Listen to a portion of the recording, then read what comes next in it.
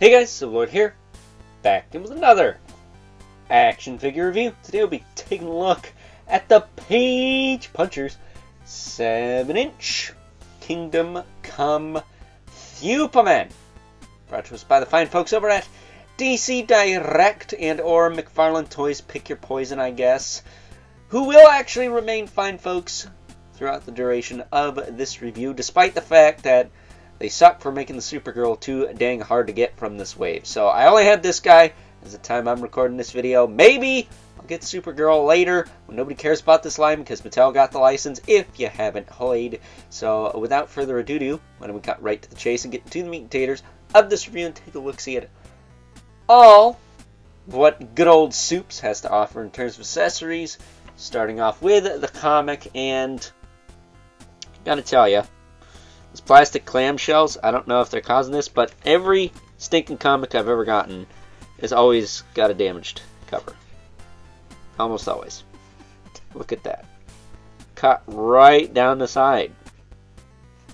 That looks like shite. Other than that, the front is fine, but the backs are always jacked up. So I don't know what's going on there. I'm assuming these comics ain't worth money. I assume ones in mint condition are probably worth a ton of money because they're probably very few. But other than that, we get the collectible trading card. It's fine. As well as a pair of extra open hands. Again, fine. Gets the job done. And last but certainly not least, with this one we get a flight stand. He's actually borrowing a stand from another figure, just to keep things cohesive.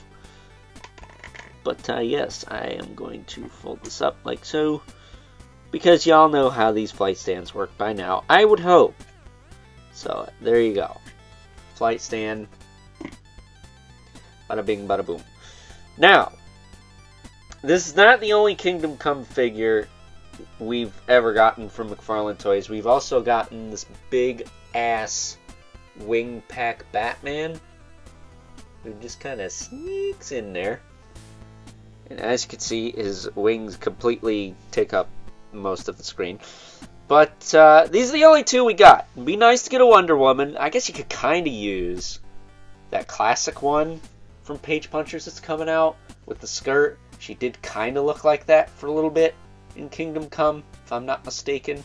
But the one I would really like to have, and it's one DC Direct did back in the day, is the Egyptian Hawkman, where he's actually a hawk man. He's a anthropomorphic bird.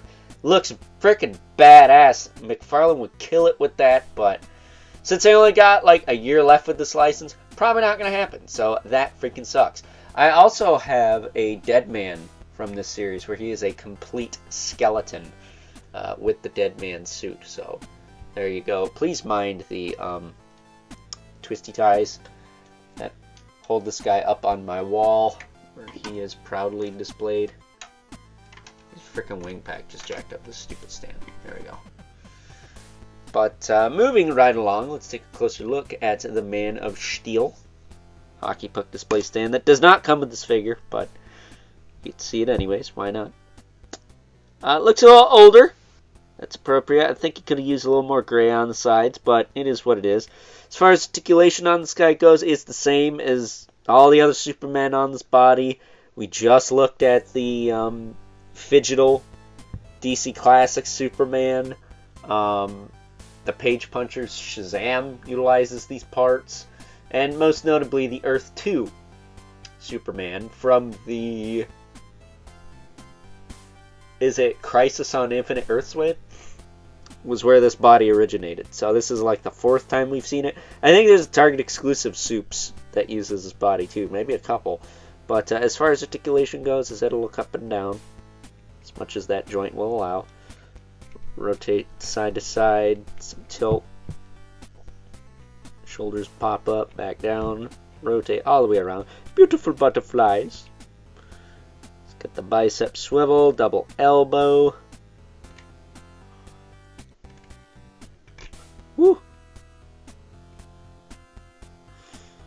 And then ball hinge wrists that will rotate. hinge, and thrivel. A diaphragm joint that will not move forward for shit. And back a little bit. I'm probably going to do my torso mod on this. I almost did it before this review, but like an idiot, I didn't. So now his torso is kind of like bloop, bloop, bloop. Tilt side to side, that's fine. Waist twist is fine. Does have a little bit of lean in there. Hips will kick out, back down, forward back, thigh cut, works okay. Crunchy ass knees.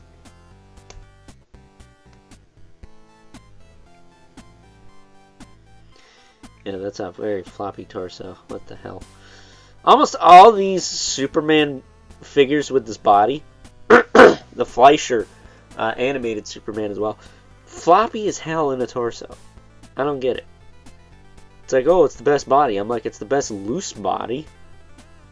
You don't like stability in your figures. Ball hinge ankle that will rotate, hinge, and pivot. And of course, he's got the toe joint. But that's your lot for Kingdom Come Superman. Sorry, I got a frog in my throat. His cape doesn't have the S on the back, thank God. A, that's inaccurate, and B, I'm sick of that shit. But it does have a wire, so you can pose it if you want. But there you go. Kingdom Come Superman. I always like the S on this. I like the black and the red. It almost looks evil, but it's not because it's Superman and he's a goody two-shoes piece of shit. So, moving right along.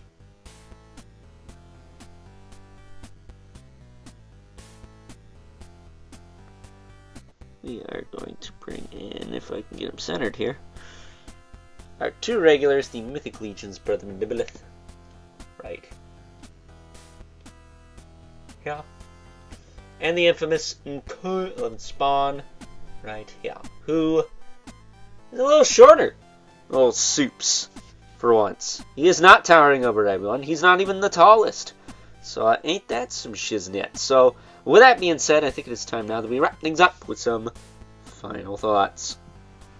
Overall, and much like every other Superman figure that the fine folks over at McFarlane Toys have released on this Earth 2 Crisis on Infinite Earth Superman body, yeah, this one gets the job done. If you wanted a Kingdom Come Superman on this body, you got one. Well, you had one. He's freaking sold out pretty much everywhere, and good luck finding him in the stores, because they don't have jack shit. So, with that being said, hope you guys enjoyed this review. Until next time, catch you guys later.